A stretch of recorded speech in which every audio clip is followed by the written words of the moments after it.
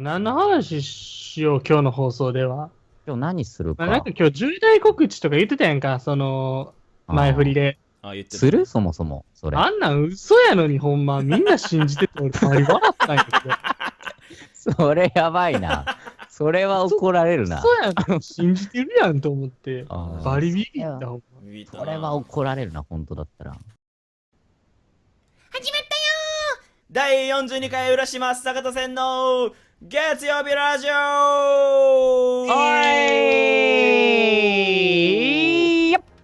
いや、待ちに待ってましたね、本当に。いや、始まりました待ってました。始まる前からもワクワクが止まらんかってみんなワクワクしすぎやろとか言ってたもんね、ちょっとそうやね。ね